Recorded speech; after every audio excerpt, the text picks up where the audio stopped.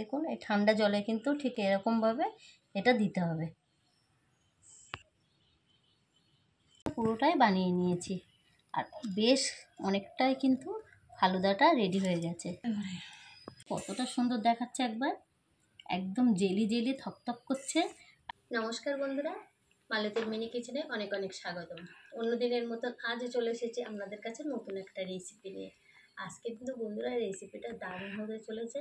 আর এই প্রচণ্ড কিন্তু গরম পড়েছে আজ, এই গরমে কিন্তু একটু ঠান্ডা ঠান্ডা খেতে মন চায়। তা বাজার থেকে কিন্তু এটা সবসময় কিনতেও পাওয়া যায় না, এটা বেশিরভাগ কিন্তু রেস্টুরেন্টে কিনতে পাওয়া যায়। তা অনেক টাকা দিয়ে কিন্তু আমরা কিনে এটা রেস্টুরেন্টে বসে খাই।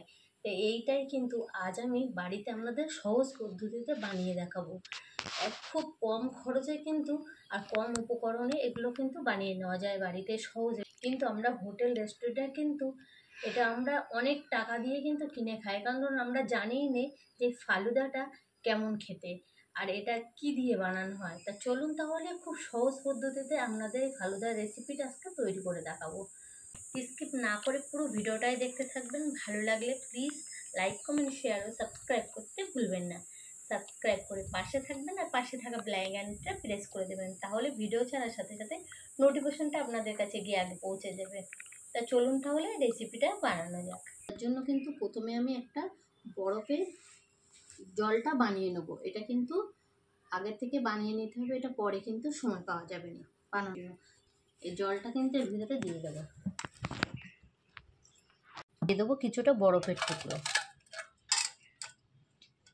একটা ফ্রাই প্যান বসিয়ে দিলাম, এর মধ্যে দিয়ে দেবো অল্প করে একটু জল। আমি একটা বাটি মেপে একটু কর্নফ্লাওয়ার নিয়ে নেব, আর ওটাও করতে পারেন। ফ্লোরটা আমি এই বাটিটার মধ্যে দিয়ে দিলাম, আর এই বাটি মেপে কিন্তু আমি দিয়ে দেবো 1 বাটি জল, আরও কিন্তু হাফ বাটি জল দিয়ে দেবো। সাথে সাথে কিন্তু বন্ধুরা নিচে জমে যায়, এটা বেশ সুন্দর করে আগে কিন্তু গলিয়ে নিতে হবে। এবার আমি এই কর্নফ্লাওয়ারগুলো জলটা কিন্তু পাত্রে দিয়ে দিলাম। এর সাথে কিন্তু এটা নাড়তে হবে, না হলে তলায় জমে যেতে পারে।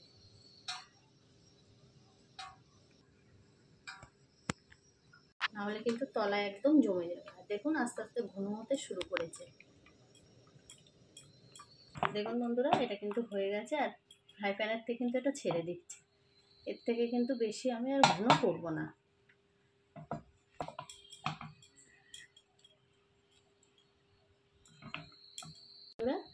এটা কিন্তু কতটা সুন্দর হয়েছে দেখুন একবার।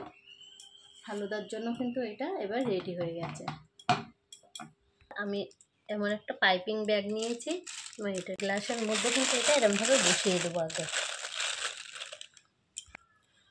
এই কর্নফ্লাওয়ার যে ব্যাটারটা আমি বানিয়ে নিয়েছি সেটা কিন্তু এবার এর ভিতরে আমি আস্তে আস্তে দিয়ে দেবো।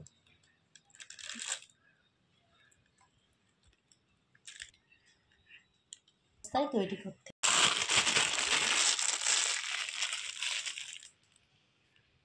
না, প্রচণ্ড গরম, আর এই গরম অবস্থায় কিন্তু এটা বানাতে হয়। তার জন্য আমি একটা ভাঙা নিয়েছি, সুতির ভাঙা, এইটা দিয়ে ধরে কিন্তু এরকমভাবে দেব।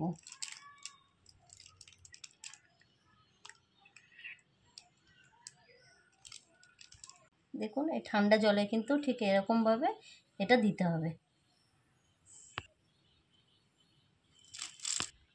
দেখুন বন্ধুরা কতটা সুন্দর হয়েছে দেখতে, আর সবটাই কিন্তু পুরোটাই বানিয়ে নিয়েছি, আর বেশ অনেকটাই কিন্তু ফালুদাটা রেডি হয়ে গেছে। দেখুন বন্ধুরা কতটা সুন্দর ফালুদা কিন্তু রেডি হয়ে গেছে, আর দেখুন কতটা সুন্দর দেখাচ্ছে একবার, একদম জেলি জেলি থকথক করছে।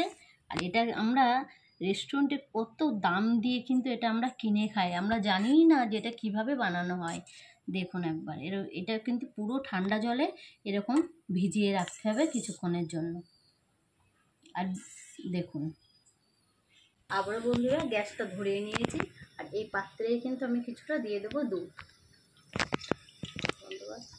কাস্টার্ড পাউডার, দেখুন এখান থেকে আমি 1 চামচ মতন কাস্টার্ড পাউডার নিয়ে নেব, 1 চামচ মতন নিয়ে নেব।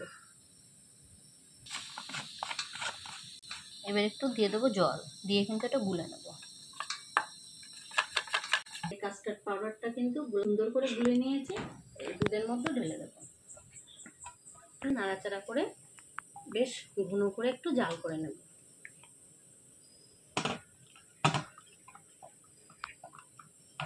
আর এর ভিতরে কিন্তু আমি দিয়ে দেবো 2 চামচ মতন চিনি। দেখুন এটা কিন্তু রেডি হয়ে গেছে। আর এটা এবার একটা পাত্রে নামিয়ে নেব। দেখুন বন্ধুরা, এটা কিন্তু একটু ঠান্ডা করে নিয়েছি। আর এটা আমি বেশ 10-15 মিনিটের জন্য কিন্তু আমি ডিপ ফ্রিজে রেখে আসবো, তাহলে কিন্তু বেশ সুন্দরভাবে সেট হয়ে যাবে আর এটা ঠান্ডা হয়ে যাবে। আর দেখুন এর ভিতরে কিন্তু এই ফালুদাগুলোও বেশ সুন্দরভাবে সেট হয়ে গেছে ঠান্ডা জলে। আর এই ঠান্ডা জলের থেকে কিন্তু আমি এরকমভাবে তুলে বাটিতে তুলে নেব। আর দেখুন কতটা সুন্দর দেখাচ্ছে ফালুদাগুলো, একবার দেখুন কীভাবে ওরা তৈরি করে।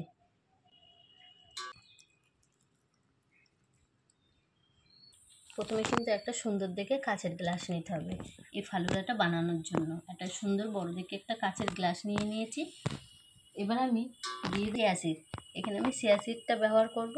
এটা কিন্তু একটা হেলদি একটা ড্রিঙ্কস তৈরি করব, তার জন্য কিন্তু নিচে আমি এটা চিয়া সিড দিয়ে দেবো। দেখুন তারপর আমি দিয়ে দেবো সে তৈরি করে রাখা সে দুধের ড্রিঙ্কসটা এর ভিতরে দিয়ে দেবো।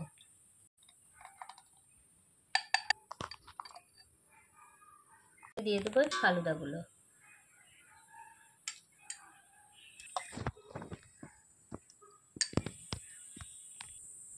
ক্রাশ আর এই স্ট্রবেরি ক্রাশটাও দিয়ে দেবো।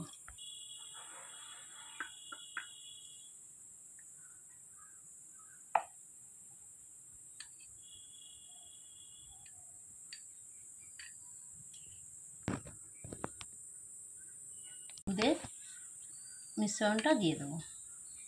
ড্রাই ফ্রুটস,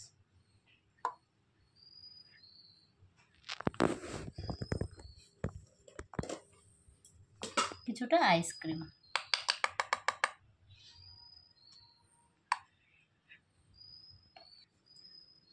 উপর থেকে দেখুন কিছুটা ফালুদা এরকমভাবে ছড়িয়ে দেবো গার্নিশের জন্য, দুটো ড্রাই ফ্রুটস।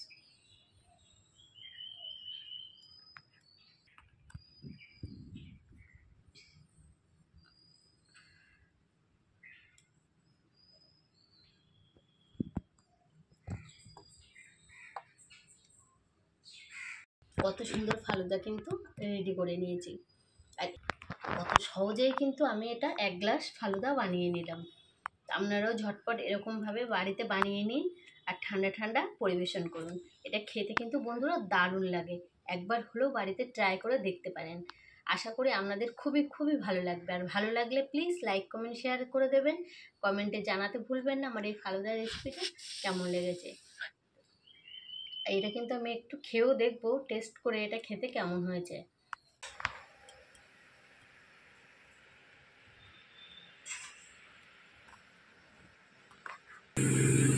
বন্ধুরা আমি এটা খেয়ে একটু দেখবো এটা খেতে কেমন হয়েছে।